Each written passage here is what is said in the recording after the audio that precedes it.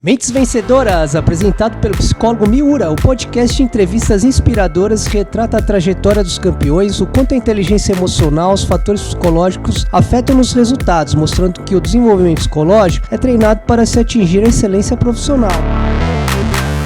Boa tarde, Brasil! Aqui é o psicólogo Miura, pela TV Altiora, programa Mentes Vencedoras. Hoje é sexta-feira, dia 25 de agosto de 2023 e vamos passar essa segunda parte da entrevista com Deola. Deola contando aí sobre a sua vida profissional, sobre sua carreira, como é que é essa relação interna com atletas, com técnicos e o que faz para que ele consiga realmente ter toda uma conquista e manter todo esse sucesso na sua carreira profissional. Programa Mentes Vencedoras, ela vai estar abordando muito sobre esse aspecto psicológico, falar desse treinamento que essas pessoas tiveram na parte mental, na parte emocional e principalmente essa parte psicológica, que ela é treinada para que a gente possa realizar objetivos, conquistar, enfim, ter uma liderança pessoal, ter uma liderança coletiva. Então vamos acompanhar essa segunda parte com Deola e que a gente aproveite muito desse programa. E aproveitar também de ter não só o conhecimento que o Deola traz, mas também de reflexões de como a gente pode utilizar isso na nossa vida. Afinal, não é em si só o esporte, mas muitas vezes na nossa vida profissional e pessoal também faz com que essas histórias inspiradoras podemos, de repente, ter umas novas ações na nossa vida. Então, fica aí com essa entrevista e aproveite para que a gente possa ter aí um bom entretenimento. O esporte coletivo, né, Deola, é equipe. Eu acho que a medida é sempre ter essa questão da liderança, da integração, assim como nas empresas também. Então, eu vou até citar um atleta, Ivan Santos. Ele foi um atleta nosso de base de Português de Esportes, levamos para o São Paulo. E ele, uma das condições que eu dizia a ele, você foi contratado porque você tem uma liderança muito forte extra-campo. Qual era? Ele tocava cavaco, tocava percussão. Então, a gente concentra demais, né, Deola? Então, o que acontece? Intertinha, né? Além de ele ser tirava atenção, tirava essa atenção toda. Ele tinha essa outra parte e que muitos técnicos utilizam dessas coisas. Como eu vou montar a equipe, né? Então, assim, como é que você é um cara de vestiário, né, Juliano? Que é um bastidor que ninguém sabe. Que eu não sou esse de tocar alguma coisa. eu sou uma pessoa mais quieta, mais na minha, né? Tenho as conversas, né? Gosto de conversar mais individual com as pessoas. Então, assim, quando eu vejo que um desempenho de algum jogador caiu ou que ele está evoluindo, eu chego de canto para não chamar muita atenção também, né? Para não despertar qualquer coisa. Eu chamo de canto, converso, tento entender o que está acontecendo. Essa coisa até de psicólogo, né? Quando não tinha psicólogo, né? Os clubes que eu passei agora menores não tinham psicólogo. Levar o Deola para palestrar, né? Então você tenta ver o que está acontecendo ou quando precisa cobrar mais, que para o treinador às vezes não se indispor ou para tentar fazer uma situação para tentar fazer os jogadores entender mais, você dá uma cobrada às vezes um pouco mais você bate de um lado para o outro, assoprar do outro, né? Então você tem que sempre fazer mais ou menos o meu posicionamento nos clubes que eu passei. E agora nos clubes menores, né, que eu passei por muito clube menor agora, é justamente de mostrar para o jogador que ele está hoje num clube menor, mas se ele se empenhar, a linha do fracasso e do sucesso ela é muito, muito tênue, é muito próxima uma da outra. Então, um pouquinho a mais de dedicação vai te colocar num clube maior. E um pouquinho menos de dedicação, se você fizer se você continuar fazendo a mesma coisa, você vai continuar tendo os mesmos resultados, ou seja, vai continuar em clubes menores. Se você se esforçar um pouco mais, né, você automaticamente vai chamar a atenção de outras equipes ou outras pessoas, e aí você pode conseguir ter um sucesso maior. Deola, você teve algum professor, assim, algum técnico treinador de goleiro que você deve muito a ele, fala, poxa, esse cara eu aprendi muito, era um cara fera. Você teve esse treinador? Cara, cada treinador, o treinador, o goleiro, ele tem uma pessoa que é praticamente ali o seu escudo, né? Sim. Porque é o treinador que vai te defender, então assim, você tem que ter um relacionamento muito franco com o treinador de goleiro, porque ele precisa te defender, né? Porque às vezes você toma um gol, vai vir um questionamento, né? Ele errou, ele não errou e tal, e o treinador tá ali para te blindar, né? Para te ajudar. Então assim, e na questão do treinamento, cada treinador também tem uma metodologia, né? Então, tive inúmeros treinadores na minha carreira, né? E treinadores que eu convivi mais tempo, que eu convivi menos tempo, né? E cada um tem o seu grau de importância, eu aprendi um pouco com cada um. Mas assim, quem me colocou no futebol, quem me deu essa condição de chegar, de ir para o Palmeiras, de jogar no Palmeiras, foi o Carlão, né? Foi o Pracidelli. Mas isso não tira os outros que passaram, que nem agora, né? Na minha reta final de campeão, né? Agora nesses meus 38, 39 anos, que eu estava voltando de cirurgia de joelho, né? Eu peguei um treinador, o Serginho Bertolatti, que também ele já rodou por clubes bons, e ele foi o responsável por me colocar numa condição que era um joelho operado, né? Eu acima do peso, ele, né, conseguiu me colocar em condição de jogo e fazer com que eu tivesse uma temporada espetacular, né? Então, assim, vai muito do relacionamento, né? Você começou falando a questão que é o número 1 e tal. O goleiro é o cargo de confiança, né? Então, assim... O time começa com um bom goleiro, né? Mas as pessoas precisam olhar para o goleiro e sentir confiança. Não importa, às vezes o goleiro não é nem tão bom, mas se as pessoas olharem para trás, né, o jogador olhar, o treinador, o torcida olhar para trás e falar, pô, esse aí dá conta do recado. Cara, você cresce. Você automaticamente, o seu mental já cresce e você vai desempenhar um trabalho bom, de bom para perfeito.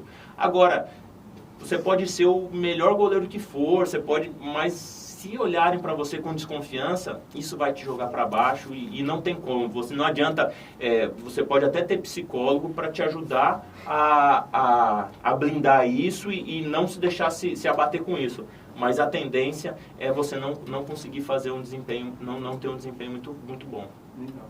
Quando o Miura falou que ia te chamar aqui para fazer o podcast, eu já falei, com certeza o Deola teve um mental aí que foi o que geriu sua carreira aí, né?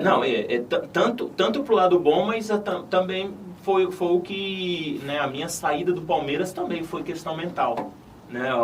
Na época lá em 2012, né, que eu acabei, o Marcão decidiu parar, né? O Marcão parou e aí caiu tudo em cima de mim. E aí começaram a ter os gols que não eram culpa minha, começaram a ser culpa minha, né? E aí a mentira contada várias vezes se torna verdade, né? Se tivesse um trabalho psicológico, talvez eu não sentisse tanto, talvez eu conseguisse dar mas aí eu comecei a acreditar que eu estava errando, né? Eu comecei a olhar muitos gols e aí eu comecei a ver, pô, se eu fizesse tal coisa, não, mentira, se eu fizesse tal coisa eu não ia defender, mas eu comecei a acreditar que se eu fizesse determinado movimento, talvez eu defenderia.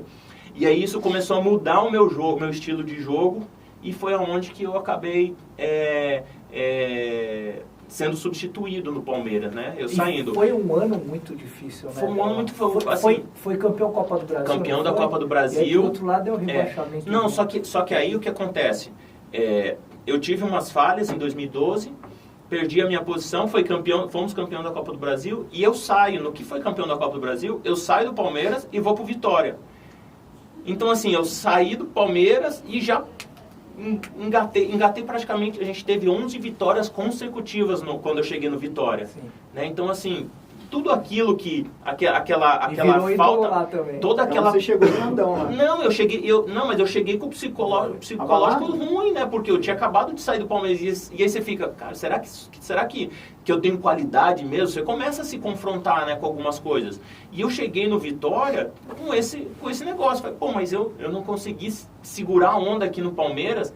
E aí eu cheguei no Vitória e já comecei aqueles jogos que eu fiz em 2011 no Palmeiras, aqueles jogos que me deram, que eu fui o goleiro menos vazado do Paulistão em 2011, aqueles jogos eu voltei a fazer, e aí muito rápido a torcida do Vitória começou, já me abraçou também, então aquilo ali me deu um up, tanto é que a gente subiu, 2012 com o Vitória a gente subiu, né, o Palmeiras caiu, eu permaneci no Vitória em 2013, sendo capitão do time. Então, assim, tudo isso já me colocou, né, numa condição de capitão do time. E você no ano vendo o time caindo, você falou, e o time... poxa, eu...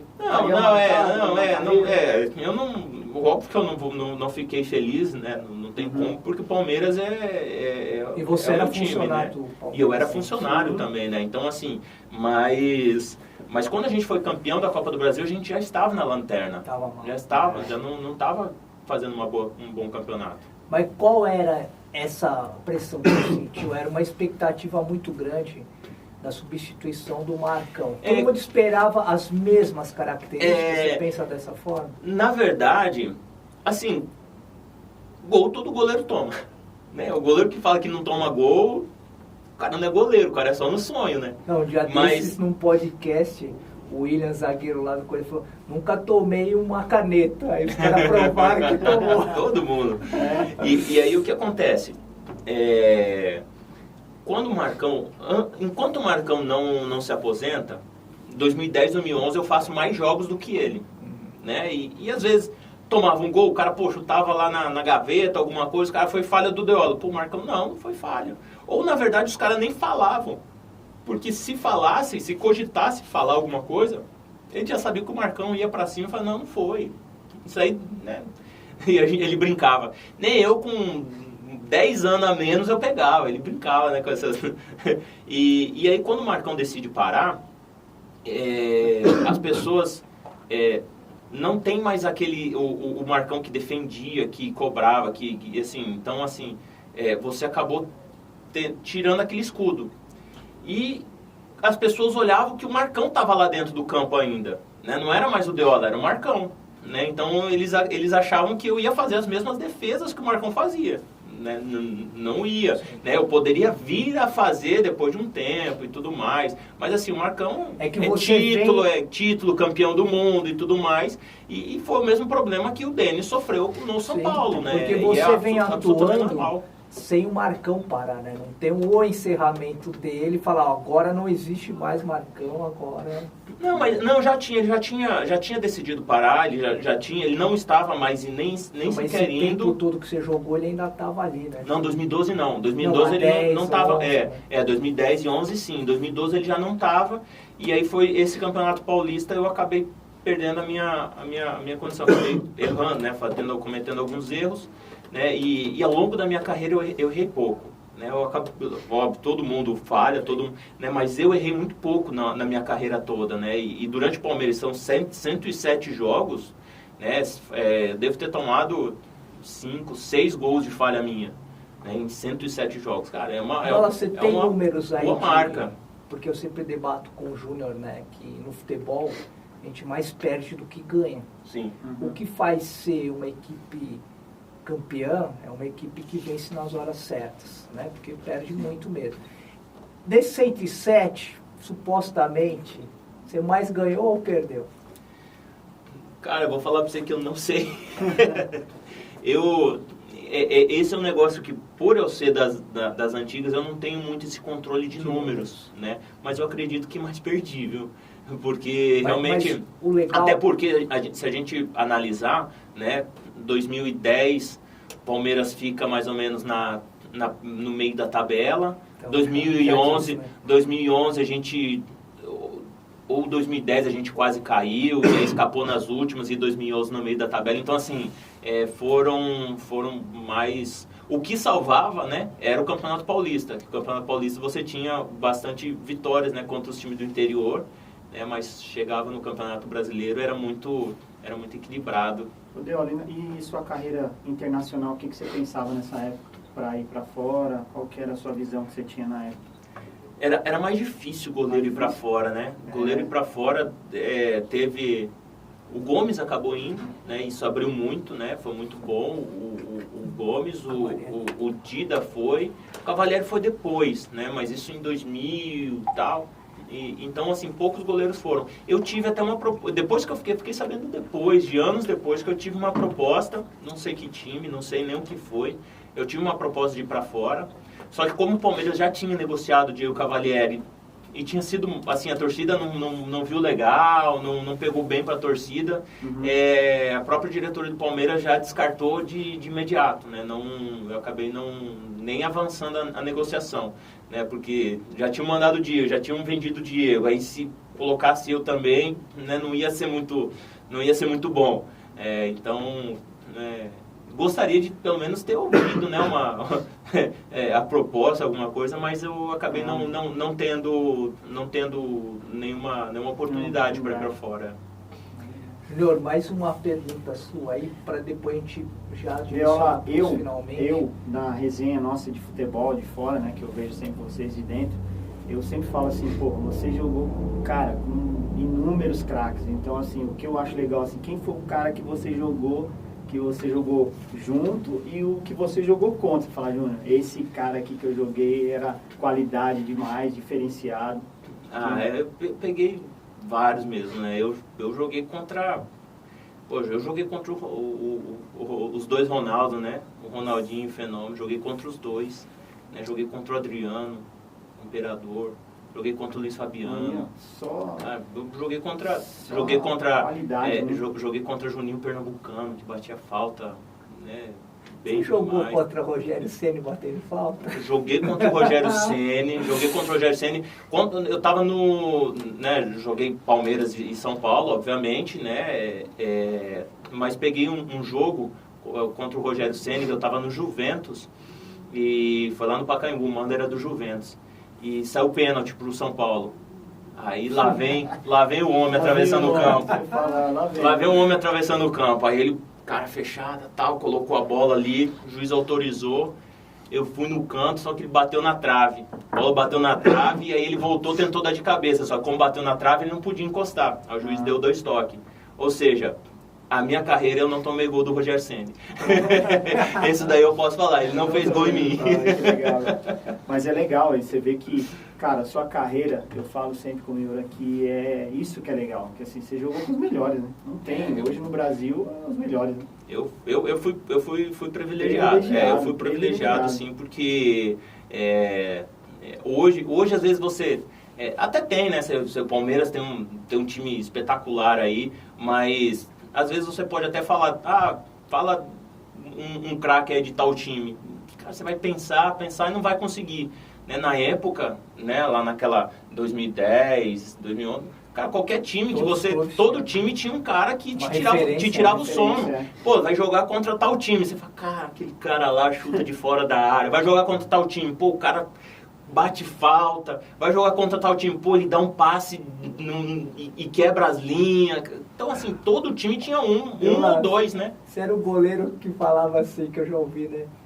Não deixa chutar, ou você era o cara, abre tudo aí que eu quero aparecer. O meu é assim, não deixa chutar, não deixa cruzar, não deixa cabecear, o resto deixa comigo. Aqui tá o goleiro, então, pô. Não. E isso vai muito de confiança.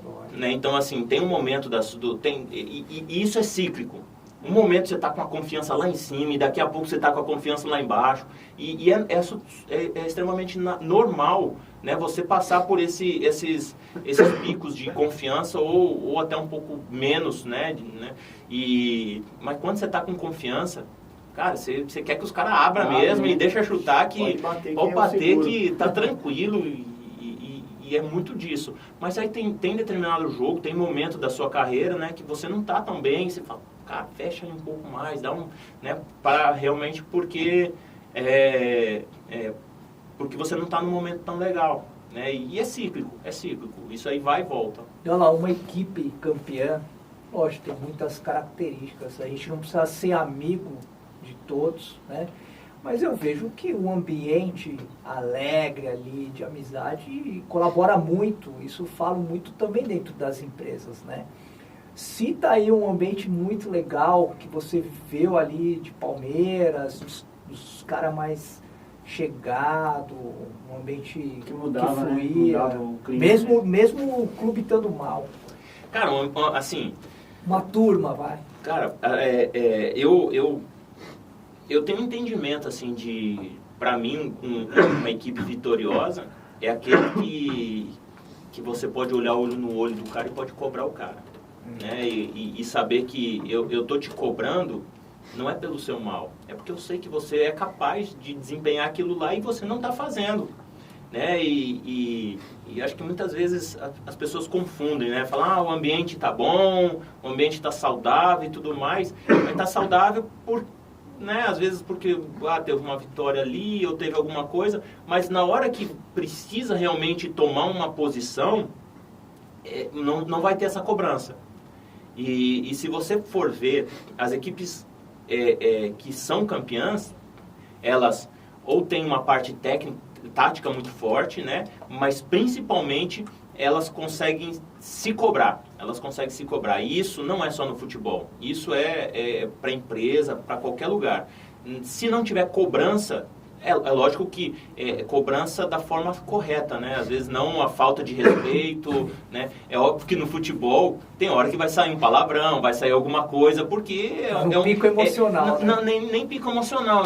É um ambiente que você precisa falar mais alto, porque tem torcida, tem coisa que você não consegue ouvir. Né? É lógico que se você está no escritório, você não precisa falar tão alto, né? Você não precisa gritar, você não precisa bater na mesa, enfim. Mas o ambiente que tem a cobrança e que as pessoas elas conseguem assimilar essa cobrança, eu acho que esse sim tem mais chance de ser uma equipe vencedora. Porque aí você consegue corrigir erros rapidamente. Você só de olhar para o cara, olhar para o meu companheiro, né? Eu sei que ele está me cobrando, que na minha autocobrança eu já sei que eu errei, mas aí o cara vai olhar, só de ele olhar para mim eu já foi mal, né? Eu sei que eu errei, que eu não devia estar naquele lugar, então você vai se ajustando ali dessa forma, né? Então esse eu acho que é o companheirismo. É aquele que não é aquele amigo que acabou o jogo, vamos sair aqui, vamos lá comer no restaurante, isso daí não ganha jogo. O que ganha jogo é o respeito, é você respeitar o seu parceiro, mas também você saber, você conseguir cobrar ele, você poder cobrar ele. E aí sim as vitórias podem acontecer. É isso que os clubes, quando eu fui campeão, foi mais ou menos com esse ambiente. Quando é um ambiente muito, muito amiguinho, normalmente não dava certo. Melhor lavar a roupa suja pós-jogo ali mesmo ou dia seguinte? Não, dia seguinte. No dia do jogo vai sair briga. No dia do jogo vai sair um arranhado, outro com olho roxo. É a melhor coisa no dia seguinte, que aí vai todo mundo... dentro do campo eu posso ter uma visão, né? Eu posso ter uma percepção das coisas. Quando você olha na imagem, tudo muda. Tudo muda, então... O VAR virou isso, né? Tudo muda. O VAR tá vendo até coisa que a gente não vê mais. Como se o futebol não tivesse contato físico, né? Faz parte. Ela fala como goleiro, qual é a característica que você prefere da sua linha defensiva de zagueiros, né? E que parceria aí, que zagueiros que encaixou com você na sua carreira aí, foi bom para você? Cara, hoje mudou, né? Hoje o que eu gosto, né, a minha linha defensiva já não serve mais. Conte o né? Porque agora goleiro tem que ser tem que ser um meia, né? Tem que jogar com o pé e tudo mais. O zagueiro também tem que... Então, muitas vezes você acaba saindo muito, né? Com os pés e vão jogar com o goleiro também. Então, eu particularmente não sou fã desse tipo de jogo, mas eu tenho que entender que é a evolução do futebol. Né? E se eu continuar... Não são os construtores, né? Mas se eu continuar com esse meu pensamento, vamos colocar retrógrado, né? Mais arcaico, o futebol mais antigo, eu vou ser atropelado. Certo. Então eu tenho que me adaptar e tenho que entender que o futebol mudou e não vai voltar mais atrás. Né? Aquele negócio de toca no goleiro, o goleiro dá chutão, acabou. Não tem mais. Eu tenho que também ter... É lógico que eu não vou ter a qualidade dos meninos. Chapéu, né? Eu não tenho a qualidade dos meninos que estão chegando hoje, mas eu tenho que ter essa qualidade. Mas eu gostava de zagueiro mais simples e objetivo possível. A bola chegou, né? A minha vida toda eu fui treinado para evitar gol. Né? Então, assim, eu tenho que correr o menor risco possível de tomar gol. Né? Então, se eu vejo que eu tô com a bola no meu domínio e o meu alerta soa ali que eu tô em perigo, eu vou jogar para fora, para lateral, para escanteio, eu vou jogar para onde for para evitar tomar o gol. E hoje em dia já é diferente. Não é mais seguro. O goleiro, antes de jogar para o escanteio, hoje o cara espalma para frente. Você preferia a fatiada ou o chutão lá na frente? Ali no meio, ali na lateral? Ou se for com escolar, é lá na frente. Aí, hoje em dia, que nem na nossa época, se você saísse jogando por dentro, o treinador parava o treino na hora e falava, não quero jogar por dentro, né? Joga pelos lados. Joga pelos lados. Hoje em dia todo mundo joga por dentro. Se você jogar por lado, o treinador para e fala, joga por dentro. Né? E é onde na verdade você corre mais risco. É bonito de ver jogar, é bonito você ter toque de bola e tudo mais. Mas na minha concepção, você está correndo um risco desnecessário. Né? E eu já tive, né, você conheceu, né, o falecido Veiga, né? Eu trabalhei trabalhei um tempo com o Veiga. Marcelo Veiga.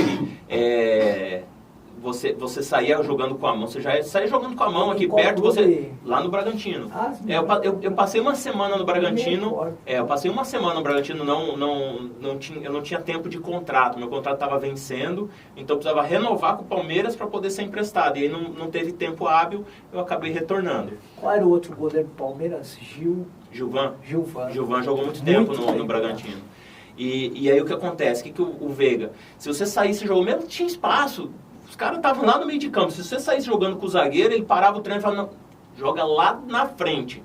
Porque aqui eu posso perder a bola e os caras estão perto do gol. Se eu perder a bola lá na frente, os caras têm que andar 80 metros para poder fazer o gol. Né? Então era um futebol diferente. Então, né? O Cilinho, que sempre foi muito técnico, ele pedia pro goleiro quebrar lá. O Felipão gostava também. O Felipão gostava de bola longa. Quando cai, ele não tem controle, você não sabe para onde vai. E assim, é difícil de dominar. Ainda hoje eu dou esse né? Eu tenho as quebradas também, obviamente, eu dou aquelas, né? Não é o meu forte, né? Mas obviamente eu tenho que fazer isso durante o jogo, que é a bola mais rasante. Mas quando não tem tanta opção, eu dou esse balão mesmo, porque até hoje é difícil para o zagueiro. É muito difícil para o zagueiro cortar ela certinha. Se eu dou uma fatiada, a bola está vindo retinho, o zagueiro sobe de cabeça, tirou, ganhou. Agora, se ela está vindo do alto, balançando, a bola vai pegar na cabeça dele, pode ir para a lateral, pode ir para um lado, você não sabe para onde ela vai. Né? Então, ainda hoje eu uso esse... Né, em vários jogos eu uso esse recurso. Como primeiro episódio do programa Mentes Vencedoras, Deola fechou com chave de ouro com essa entrevista que ele traz para todos nós, a gente saber um pouquinho como é que é, então, a parte interna dessas pessoas de grande sucesso. E semana que vem, novo episódio, nova entrevista, vai ser com o Sérgio Baresi, um atleta que jogou no São Paulo, fez toda a base, então vamos falar muito dessas transições até chegar ao ápice profissional, e ele teve uma grande campanha como técnico do São Paulo Futebol Clube lá no profissional, uma campanha maravilhosa no Campeonato Brasileiro. E aí vamos aproveitar novamente de entender como essas pessoas pensam para chegar aos seus objetivos e sempre vencer. Terça-feira, estamos lá com Sérgio Baresi e muito obrigado